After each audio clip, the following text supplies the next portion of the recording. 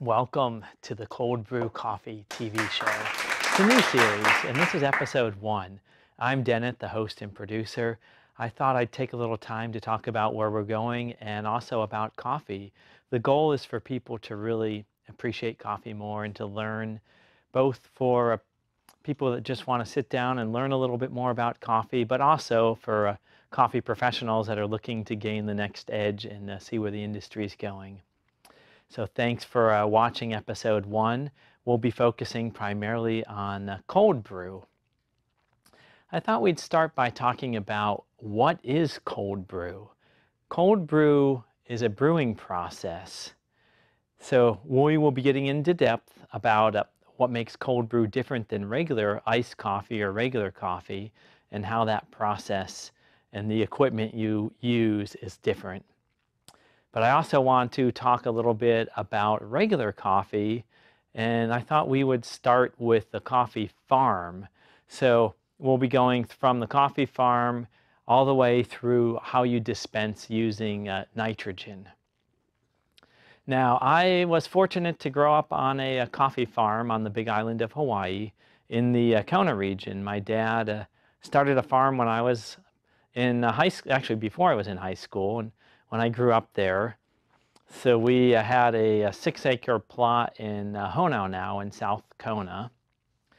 And my dad was really ahead of his day in the trees that he grew and the way that he could just go and bring these plants to produce better products or better beans. Now, as a side note of interest, some people may wonder why coffee has caffeine in it. The caffeine in coffee is actually something it's a chemical the plant puts in naturally, and it's believed to protect it from a pest and other things that would otherwise eat the coffee berry. There have been a couple of pests that have gotten a resistance to caffeine, and that's a real challenge for the industry. But as a whole, the caffeine is there to protect the plant seed. Coffee itself, and we'll talk about the fruit a little bit. Coffee is actually a fruit. We normally take and drink the seed, but you can dry the fruit, and you can actually, it's called cascara in the industry, you can make a drink from it. The drink doesn't taste anything like coffee, but it is high in antioxidants. It's considered a superfruit. So what you'll be more familiar with would be some nice, these are medium roasted Kona coffee beans. And the Kona coffee beans tend to be some of the larger ones. These are gorgeous, but I have some dark roasted ones here that are even larger. So if you look at the size of these coffee beans, you always want to look at what you're drinking and watch the beans. These are really nice ones.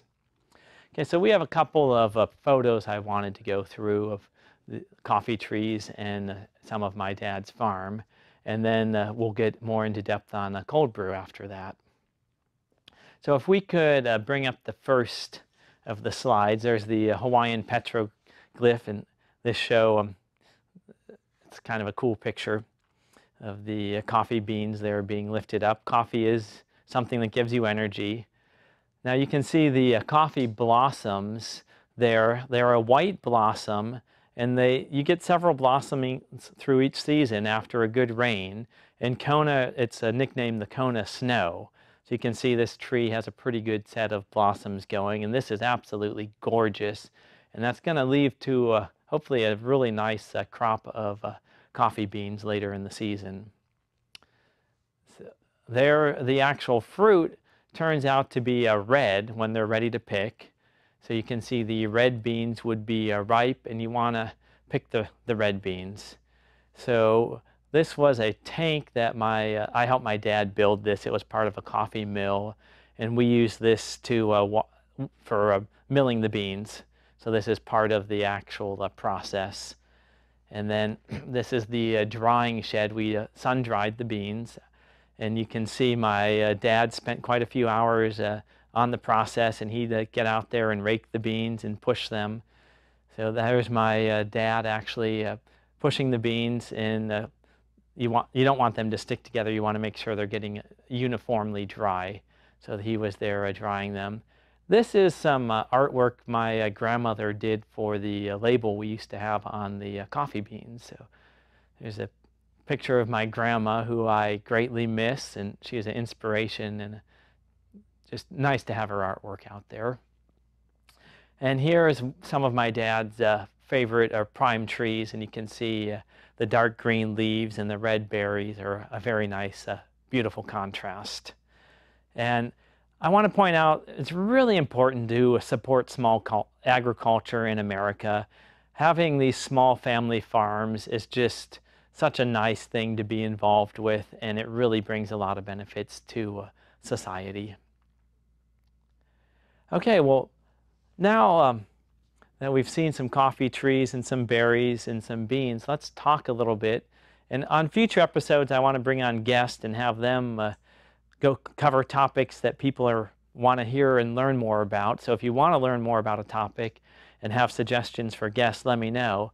But I wanted to kind of introduce the show, talk about coffee, the history a little bit, the beans, and then talk about the brewing process, and then we'll get into cold brew and dispensing technologies.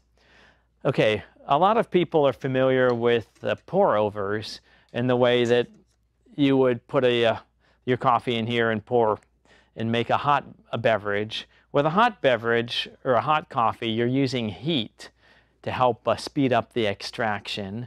With an espresso maker, you're using pressure in addition to heat to speed up the time that you extract from your coffee. With cold brew, and you can make cold brew in a French press. With cold brew, you're using time as opposed to temperature for your extraction. So my definition of cold brew is a coffee that has utilized time and lower temperatures for the extraction, as opposed to heat as a primary mover to get the extraction. I was at a coffee fest competing in the cold brew competition just recently, and there's actually, I don't believe there's an official definition of cold brew by the Coffee Society yet, but it's very noteworthy to realize that the industry is now seeing cold brew as something that's not just a trend, but it's a new classification. Like espresso is a type of a coffee beverage. Cold brew is the new beverage. Now you can actually make cold brew. There's two basic methods to make it. One of the methods for making cold brew is a process we call the immersion process, and that you can simply do it in a French press by taking your coffee, giving it a coarse grind, putting it in the French press for a period. Usually they're doing 16 to 24 hours. Some people go outside that, but that's the most common time. And then you let your coffee sit in your French press, and then you filter it down and you pour it and drink it. Some people do an extra filter and put it through a pour-over filter as a secondary filtration. But the key is you want to be able to brew your coffee using time. A lot of people are experimenting with all the different ends, from doing hot blooms where you start off with a little warm water and then you go to moisten the grinds, and then you put your cold water on. Others are just using cold water for the whole extraction part. There is a second way you can do an extraction for a cold brew, which is not doing immersion, but it's doing a drip. So you might have noticed there's some beautiful glass towers, and they have it where they slowly drip the water through. You can actually use a device such as an AeroPress. If you want to take a water bottle, you can put it upside down and poke a hole in it, put your coffee grinds in here, and slowly drip them through. And you get something called a slow drip cold brew. It's sometimes referred to as the Kyoto cold brew. I guess the Dutch went to Kyoto, Japan, and had experimented with cold brew coffee quite some time ago. So it's been around for centuries.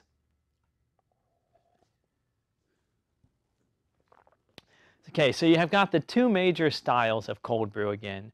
The immersion style, where you're soaking the beans for an extended period of time, usually in the 12 to 24-hour period. A lot go 16 to 18 hours, some like it 24. I've seen some experiment all the way out to 48 hours, but the vast majority are doing 12 to 24 hours, and they're soaking them. A lot of the bigger chains out there will do batches. Some are brewed in buckets. Others are looking to the beer industry to learn from beer brewing technologies on how to get bigger batches going.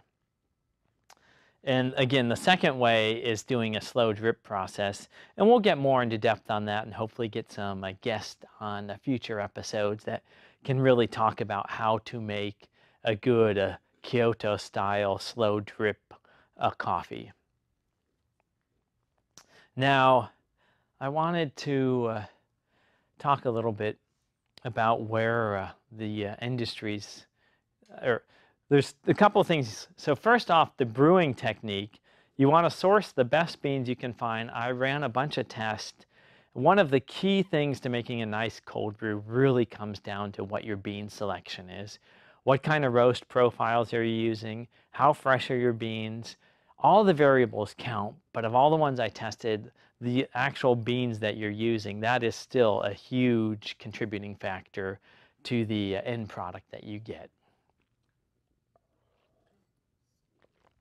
So you want to think of all the variables, and again, going back to the farm, when were the beans picked, how are they processed? All these things are going to give you a better cup of coffee. Throughout the coffee industry, a lot of it is what we call commodity coffee, but specialty coffee is where we're really looking to bring up the quality and create nicer products.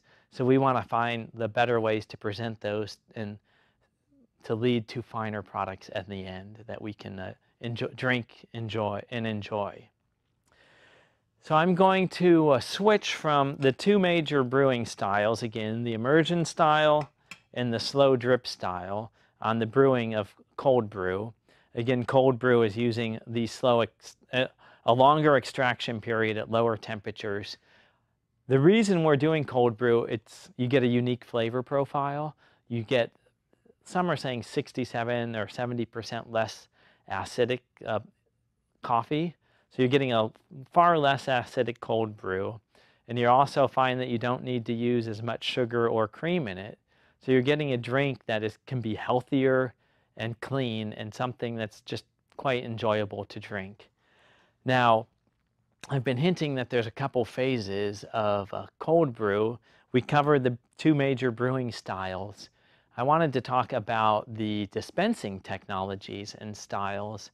Cold brew can be dispensed just like beer. So we're going to look at dispensing it like beer. You can put it in a growler. You can simply make it in your refrigerator in a French press, put it in a growler. It will last about a week if you keep it refrigerated. You can pour it out and drink it. So that's the other interesting thing, is that cold brew tends to be much more stable because it's made at a lower temperature and you're not having the difference in flavor. If you take a sip of your warm coffee, the first sip to the last sip, you're going to notice a flavor or a difference as the temperature changes. But in cold brew, you're drinking it at a constant temperature, so that won't occur. Okay, so some of the technologies we've been learning from the beer industry, there's kegs. So this right here is a 1.5 gallon keg system, and it's common with the home brewers. You've got a bigger lid up here, you've got a vent. If you pull this, you'll get a nice pressure release and a pop. Do that again. So you keep these under pressure, and you can control what gas, you control what gas you're putting in here, so you're not exposed to the oxygen of the air. There are common gases used for beer are CO2, or carbon dioxide, but in coffee, carbon dioxide will carbonate your coffee, and it doesn't really leave a nice flavor. There's a beer gas, which is a mix of carbon dioxide and nitrogen, but that will eventually get into your coffee. It gives a beautiful cascading effect, but it also gives you a bit of a sour taste as it slightly carbonates your coffee, so you don't really want to be dispensing from beer gas. There's some people that are using nitrogen and they're dispensing with a a regular faucet like this, which will give you, it'll give you a nice, you can fill a cup up, it will dispense nice, but you're not going to get a real deep nitrogen infusion when you use a spout like this. If you really want to have a good nitrogen infusion, you need a faucet that's designed to do it, a stout faucet, which is where we really go to introduce how a stout beer being dispensed. So if you want to look back here, we'll go through the equipment and then we'll serve a glass and we'll see. But I have a jockey box here which has some coils in it to cool the beverage down. I've got a stainless steel 2.5 gallon half keg here. As contrast, this is a full keg, so this would be a 5 gallon keg that a lot of home brewers would be familiar with. Again, you've got the same lid on top as the smaller kegs, but you would have to use a commercial or at least a larger refrigerator to store these. And I have my nitrogen tank here. So my nitrogen tank has compressed nitrogen in it. And then I have my regulator here where I can control the amount of pressure coming out of the nitrogen tank. That nitrogen then goes inside my keg, and from the keg it goes into the beverage, is pushed through, and then I dispense it through the stout faucet. Unlike carbon dioxide, nitrogen does not like to dissolve easily into a liquid. So I've been experimenting around on this. You'll notice I actually have my nitrogen going on the center because I'm using a carbonation stone that I have inside the keg that disperses down to 0.5 microns. So the gas actually is getting dispersed in the bottom of my tank with a 0.5 micron carbonation stone. And you don't need that. If you keep the pressure up and keep it under pressure with nitrogen, especially if you shake the tank, or you don't really need to have the carbonation stone. I've been running some experiments, but it certainly can speed up the process of getting the nitrogen infusion. So you guys ready to see the nitrogen infusion and to take a taste? You'll notice a couple things. Before, I was drinking from a bigger glass here, and this is not nitrogen coffee, it's still. But when you have nitrogen coffee, you want to present it in a smaller glass because you don't want to have ice, you don't want to have a lid, you want to get the crema. So the industry has been evaluating what kind of glassware do you want to serve your nitrogen coffee. And again, you wouldn't drink a stout beer through a straw, and you wouldn't put a lid on your stout beer. So you want to serve your coffee in a smaller glass because you're not having ice, just like you don't drink ice with your beer or stout dark beer. So we're really leaning to the craft beer industry to learn.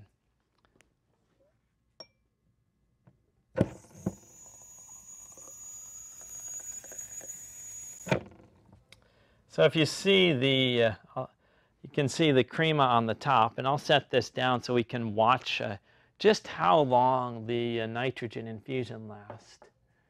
The longer the nitrogen infusion lasts, the better. So if you can zoom up and kind of see the bubbles, the bottom it's slowly coming out of, but on the top we're sitting up there as the nitrogen just, it's been dissolved into the liquid. Although I said it doesn't like to dissolve, I was able to infuse it pretty well there.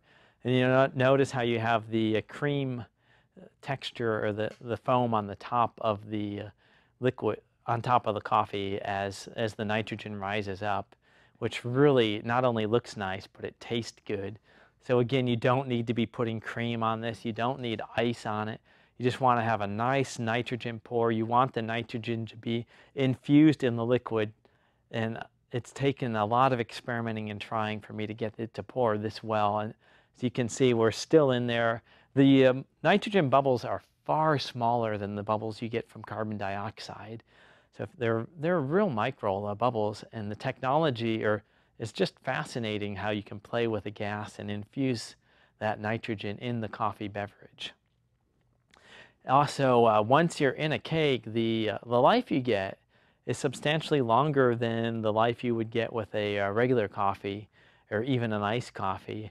I've been looking at the industry and the experiments, and basically we think once you're in a keg, even at ambient room temperatures, you should be able to get about a month shelf life out of your product as long as your process is solid.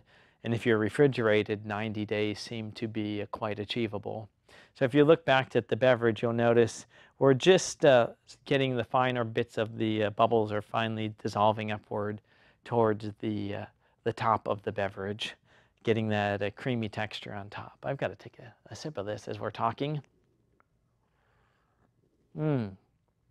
Actually, the cream infusion is just delicious. It's really nice. The texture and the taste, it's super smooth, and it's much more enjoyable than having the still coffee, at least to me.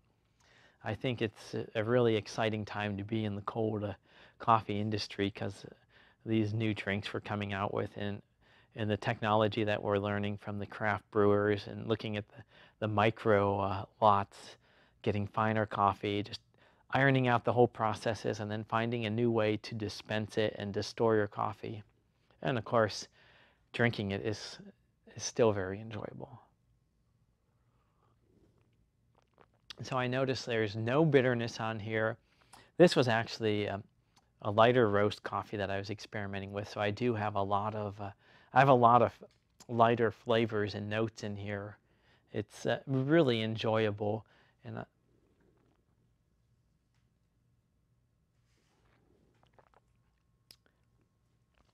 okay, so I will be offering some coffee to the crew. We have an all-volunteer crew that helps us here in the media center. So at the end, I would like the volunteer crew to come up and sample some of this coffee. And thank you so much for the help from our wonderful crew. This is a public access studio, second to none, and a really great thing. It's wonderful to have the access here and to be able to do these shows. So that's my plug for the staff, for the crew here and the wonderful set of volunteers that help make this show possible. Okay, so I see coffee.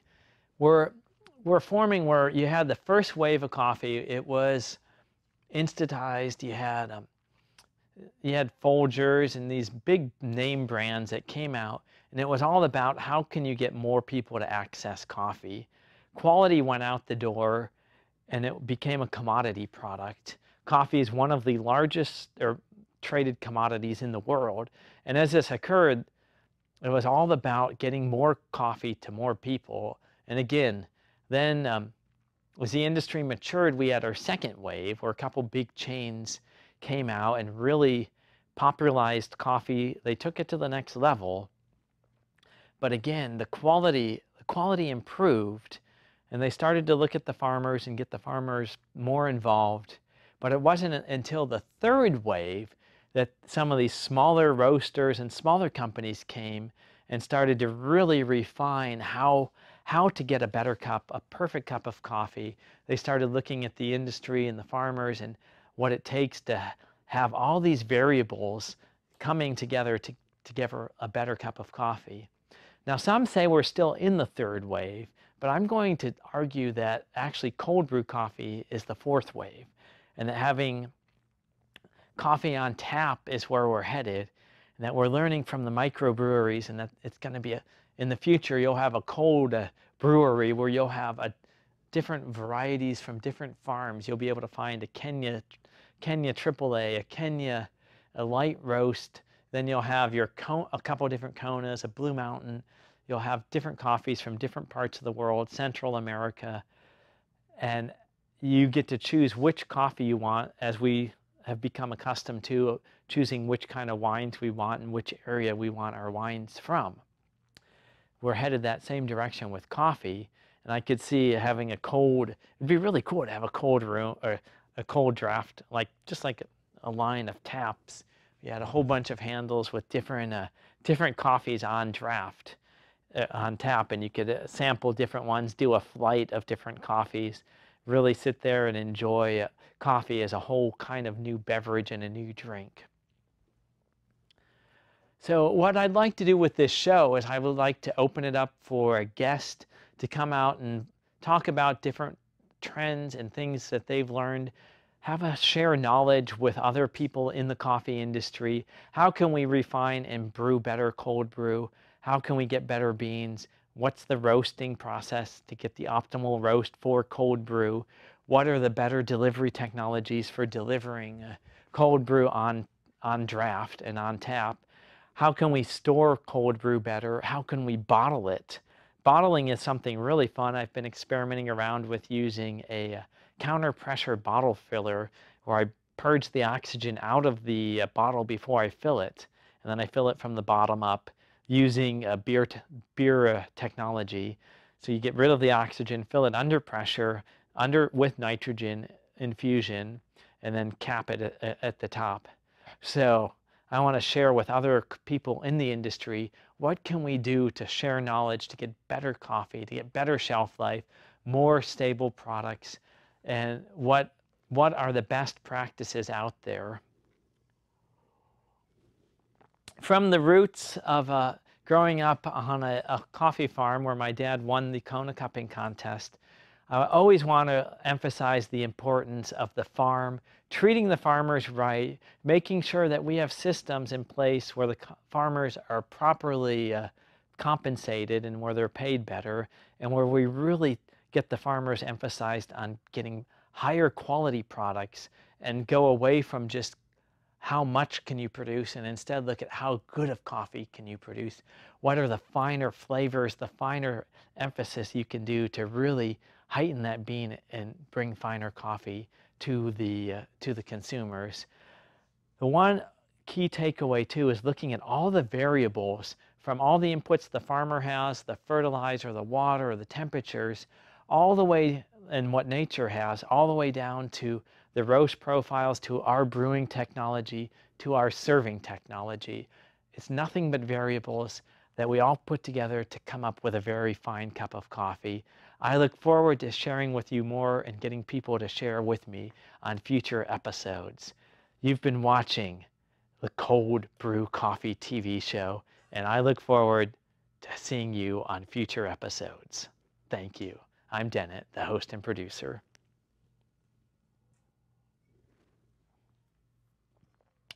And now I'd like to invite all the crew to grab some cups, come on up here and sample some coffee for yourself. Thank you to the wonderful crew.